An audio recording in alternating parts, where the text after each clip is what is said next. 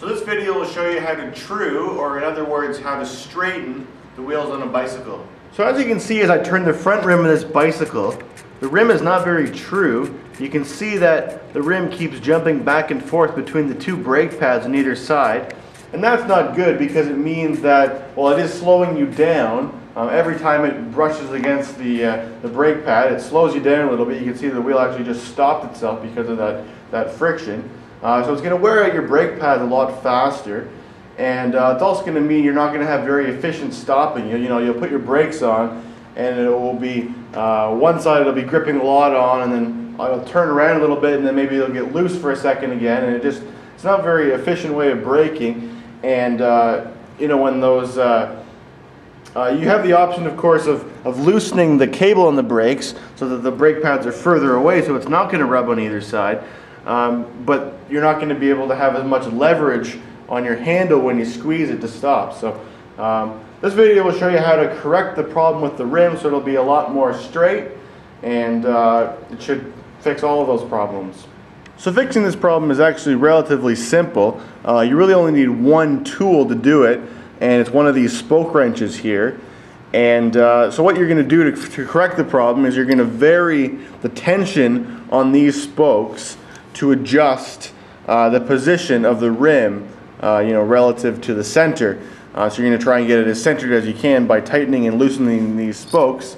And the way you do it is by gripping onto these parts down here, which are called nipples, to tighten or loosen the tension on the spokes. So you need one of these spoke wrenches, and there's 3 different common sizes of them. They usually use the colors black, green, and red. You want to make sure you get the right size that's going to fit snugly on here, so there's not going to be any play. So you can see when I put the red one on, without even really doing anything, it's already wobbling all over the place. So you definitely don't want to use the wrong size, because that's just going to strip the spokes so that they're no longer square, and they're no longer going to be able to turn when you put a spoke wrench on them. So just by trial and error, I've concluded that this bike uses the green size, so it fits on there nice and snugly. And when I turn it, the only thing that's turning is the actual nipple in the spoke, so there's no play in it at all. These spoke wrenches are quite inexpensive. It's a very simple tool, just a little square at the end that slides over the nipple. You can pick one of these up for under $5 easily. If you want a possible alternate way of doing this, you can also use an adjustable wrench, just by tightening it onto the spoke. Although this is a very inefficient way of doing it, because you can only ever turn this, like a quarter turn at a time, or maybe a half turn. But you certainly can't turn it very quickly, and sometimes you're going to be wanting to put several turns into this, and having to put the wrench on and off many times may cause these nipples to strip again. These are made out of a quite soft material. I believe they're made out of brass on most bikes. So as I'm performing this job, I'm just going to use the brake pads here as my indication of how centered the wheel is. Another option you have if you're doing this job frequently is you can buy one of these truing stands, which makes it a little bit easier. The wheel just goes right in there like that, and use this to tighten it on and get it centered. And then this tool here is used the same way the brake pads are used, and it indicates the side-to-side centeredness of the rim. And it's really easy to just put a little bit of make it a little bit closer, a little bit further apart, just by turning this knob. Basically doing the same job as the brake pads, but it's a little bit more versatile. But I really wouldn't recommend buying one of these truing stands unless you're going to be doing this job like at least once a week or something like that. So this picture here shows the cross section of a wheel. So if you took a wheel like this and you took a cut of it down here this way, and then you looked at it from this angle here, this is what you'd see. So this down here is the hub. Up here we've got the rim, and then the rim comes around out to here, and then this is the other part of the rim here. So it's been sectioned this way, and this green line here represents one of the spokes. This green line here is another spoke. This orange one up here is another spoke, and this other orange one down here is also another spoke. So it shows 4 different spokes. So the reason I've shown this diagram is to demonstrate that half of the spokes on a wheel are attached to this side of the hub, and the other half of the spokes are attached to this side of the hub. And the reason that's important, because let's say that this rim here is shifted a little bit to this side here. So it's sitting over here, it's offset.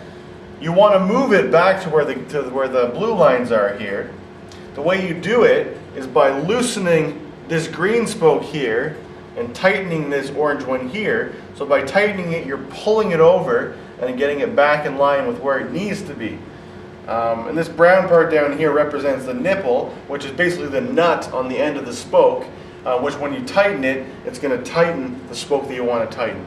So as we saw before, there's a bunch of places where the rim is rubbing on this brake pad here, which means it's off-center to this side. So let's find one of those spots and we'll correct the problem. So just by feeling the effect from the brake pad, I've observed that the wheel is rubbing from this point here, this first spoke here, all the way until I get to this spoke here. So there's 4 spokes that are that need to be changed. So we'll start with this one here. So this spoke here, as we can see, it comes up here and it's attached to this side of the hub. So this spoke we want to loosen.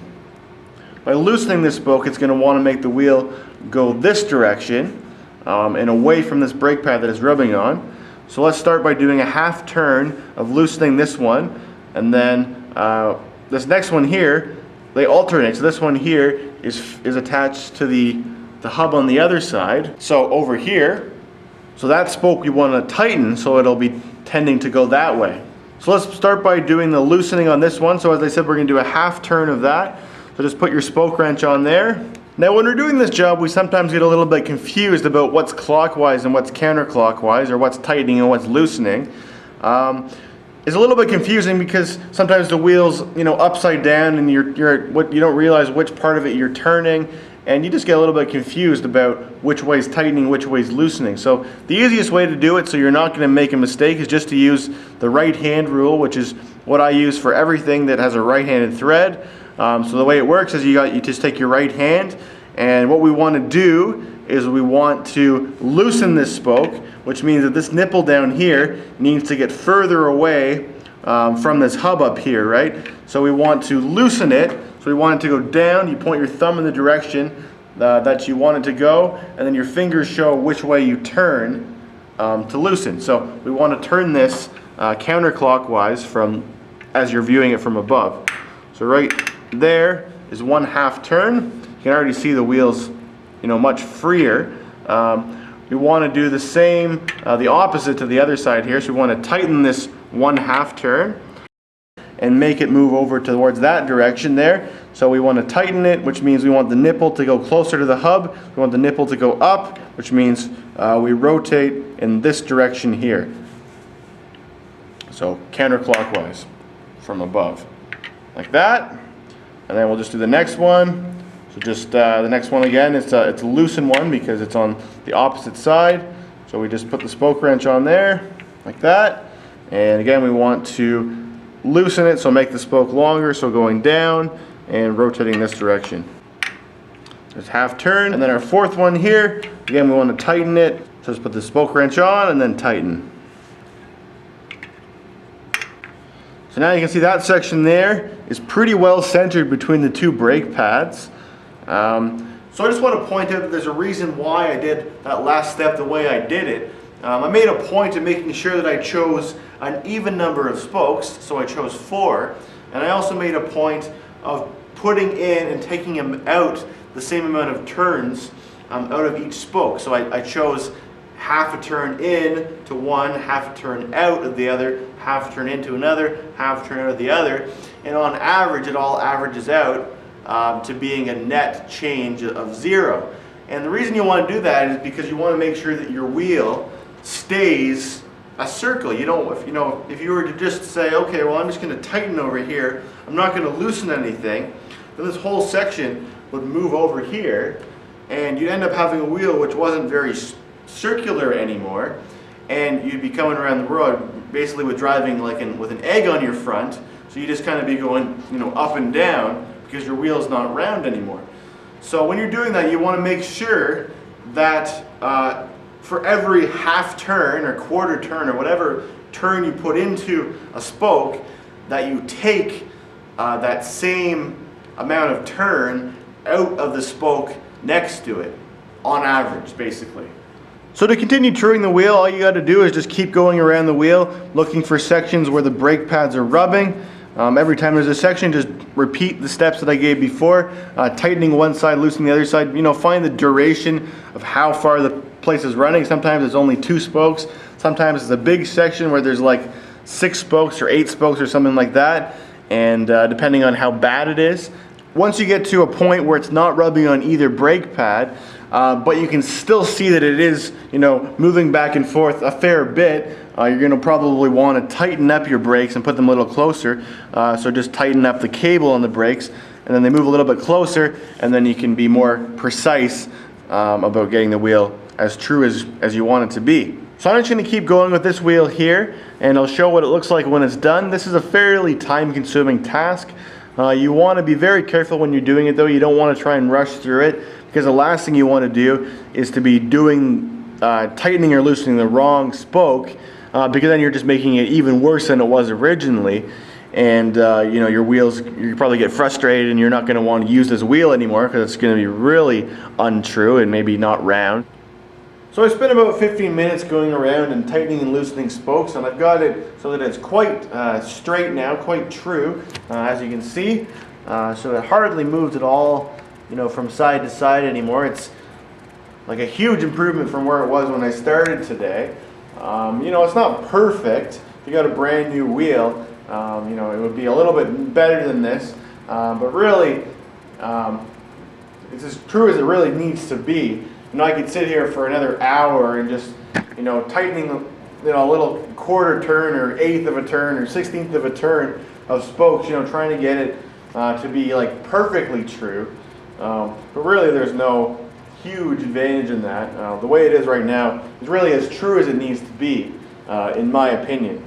So that concludes my video tutorial of how to true a wheel on a bicycle. If you have any questions, let me know in the comments below. I'll be sure to answer them as soon as possible. And I hope you found this video helpful. Thanks for watching.